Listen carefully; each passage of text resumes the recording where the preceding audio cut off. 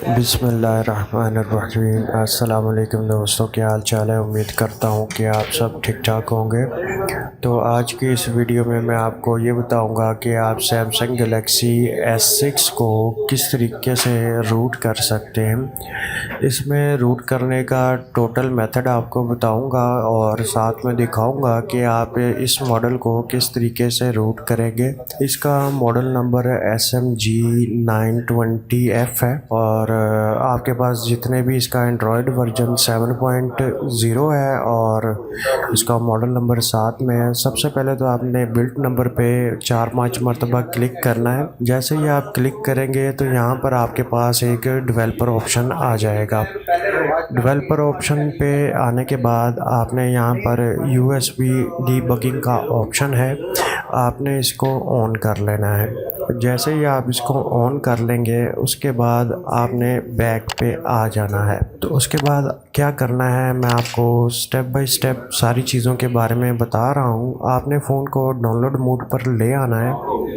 Download mode पर लाने के बाद यहाँ पर आपने वॉल्यूम अप पे क्लिक करना है। यहाँ पर आप देख सकते हैं कि एक्टिवेशन लॉक है जो सा इसका ऑफ़ है, यानी कि FRP जो सा लॉक है वो ऑफ़ है, हो चुका है। और उसके अलावा आपने इसको डाउनलोड मोड पे करके इसमें TWRP को इंस्टॉल करना है। TWRP को इंस्टॉल करने कैसे करना है उसके बारे में मैं आपको बता देता हूँ। जैसे ही आप Audien 3 को ओपन करेंगे, Audien 3 को, तो इस टूल के ज़रिए आप TWRP को AP के ऊपर जाकर सिलेक्ट करेंगे और यहाँ पर जो सा ऑटो रीबूट है, ऑटो रीबूट को आपने अनचेक करना है और आपने फ़ोन को यहाँ से स्टार्ट कर लेना है। आपकी जो सी TWRP रिकवरी फाइल है वो इसके अंदर इंस्टॉल हो चुकी है। अब आपने क्या करना है कि वॉल्यूम इसके साथ आपने वॉल्यूम डाउन को और पावर बटन पे आपने दोनों को प्रेस करके रखना है।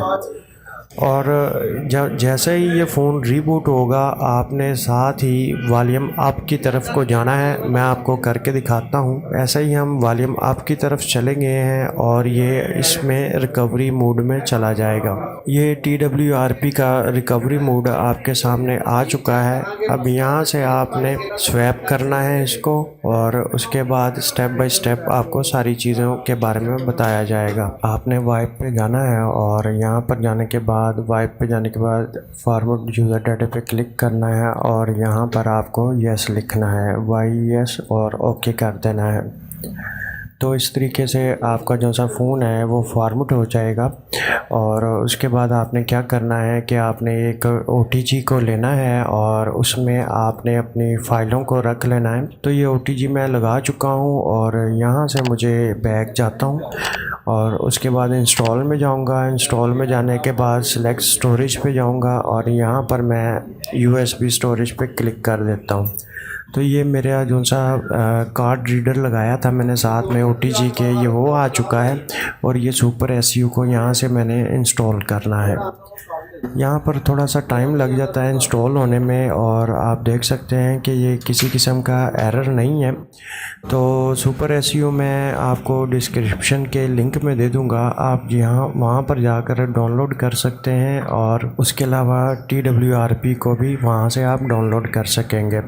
उसके अलावा यहाँ पर जब ये इंस्टॉल हो जाएगा, इंस्टॉल होने के बाद मैं आपको बताऊंगा कि आपने क्या करना है। यहाँ से हम इसको बैक चले जाते हैं और बैक जाने के बाद यहाँ से रीबूट कर देंगे। यहाँ पे आपने सिस्टम पे क्लिक करना है और दोनों पे अनचेक करना है और यहाँ से स्वैप कर देना है।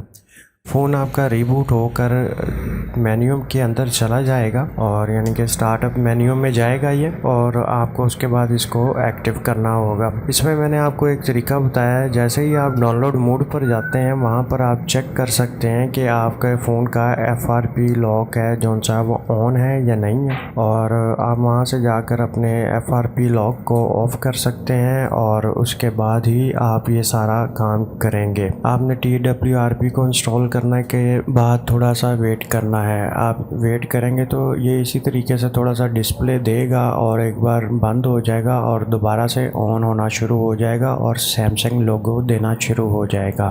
یہاں پر میں آپ کو بتاتا چلوں کہ جتنے بھی آپ TWRP انسٹال جب بھی آپ کسی بھی سیمسنگ اینڈرائڈ فون کے اندر کرتے ہیں تو وہاں پر آپ کو انہی چیزوں کا سامنا کرنا پڑتا ہے. ہو سکے تو آپ اس کا فرم ویئر ہے جو سا اس کو ڈاؤن لوڈ کر کے ضرور رکھیں تاکہ اگر آپ کہیں اور سے TWRP کو انسٹال کرتے ہیں یا کہیں سے بھی آپ اس کو ڈاؤن لوڈ کر کے انسٹال کرتے ہیں تو TWRP میں کسی قسم کی کوئی پرابلم آ جائے تو آپ دوبارہ سے فون کا سافٹ ویئر آسانی کے ساتھ کر سکیں.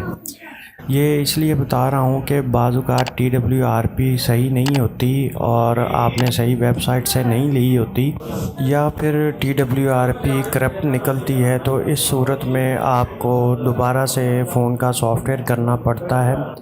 اور اس لیے میں کہہ رہا ہوں کہ آپ فرم ویئر کو پہلے سے ڈاؤن لوڈ کر کے رکھیں تاکہ کوئی پرابلم ہو تو آپ اس کو سولو کر سکیں. یہاں پر آپ کو 5 سے 7 منٹ فون کو ویٹ کرنا پڑے گا اور اس کے بعد سیٹ آپ کا آن ہو جائے گا. اگر 5 سے 7 منٹ گزرنے کے بعد آپ کا جو سا فون ہے وہ آن نہیں ہوتا تو پھر آپ کو اس کو ایک بار ریبوٹ کرنا پڑے گا. ریبوٹ آپ نے کیسے کرنا ہے، والیوم ڈاؤن اور پاور کے بٹن کو پریس کر کے رکھیں گے. 3 سے 5 سیکنڈ کے بعد فون آٹومیٹکلی ریبوٹ ہو جائے گا. اگر اس میں ہوم کی لگی ہوئی ہے تو ہوم کی کے ذریعے بھی آپ اس کو ہوم کی کو پریس کریں گے اور ساتھ میں والیوم ڈاؤن اور پاور کو پریس کریں گے تو آپ کا فون ریبوٹ ہو جائے گا. ویسے تو ریبوٹ کرنے کے لیے آپ کو صرف والیوم ڈاؤن اور پاور کی ہی ضرورت ہوتی ہے. اگر جن لوگوں سے نہیں ہوتا تو وہ ہوم کی کو بھی پریس کر لیں، اس میں کوئی مسئلہ نہیں ہوگا. لیکن جو سا صحیح میتھڈ ہے وہ والیوم ڈاؤن اور پاور کو پریس کر کے رکھنا ہے 5 سے 7 سیکنڈ. یہاں پر آپ دیکھ سکتے ہیں کہ ہمارا فون جو سا ہے وہ ایکٹیو کریں گے. ہم اس کو ایکٹیو کرنے کے بعد یہاں پر ہم اس کو چیک کریں گے کہ اس میں TWRP اور سپر SU جو سی ہم نے اس میں انسٹال کی تھی وہ ہو چکی ہے یا نہیں ہوئی. تو یہاں پر آپ کو تھوڑی دیر ویٹ کرنا پڑے گا. اور اگر آپ کو میری ویڈیو اچھی لگتی ہے تو آپ ویڈیو کو لائک ضرور کیا کریں اور اگر آپ نے میرے چینل کو ابھی تک سبسکرائب نہیں کیا تو چینل کو سبسکرائب کر کے بیل کے آئیکن کو ضرور دبائیں تاکہ ہر آنے والی نیو ویڈیو کی آپ کو نوٹیفیکیشن ملتا رہے. اور یہاں پر ہم اس کو ایکٹیو کر لیتے ہیں اور پھر اس کے بعد آپ کو دکھاتے ہیں کہ اس میں TWRP انسٹال ہوئی ہے یا نہیں ہوئی. تو یہ سارا میتھڈ تھا اس کا TWRP کو انسٹال کرنے کا، یعنی کہ فون کو روٹ کرنے کا. تو اس طریقے سے آپ فون کو روٹ کر سکتے ہیں. اور یہاں پر ہم آپ کو دکھاتے ہیں کہ یہاں پر سپر SU بھی ہے اور TWRP بھی انسٹال ہو چکی ہے. Thanks for watching. اپنا خیال رکھیں. اللہ حافظ. اور آپ کو کس ٹاپک پہ ویڈیو چاہیے ہوتی ہے آپ مجھے کمنٹ کر کے آپ مجھ سے پوچھ سکتے ہیں کہ آپ کو کس ٹاپک پہ ویڈیو چاہیے. Thanks for watching. اپنا خیال رکھیں. اللہ حافظ.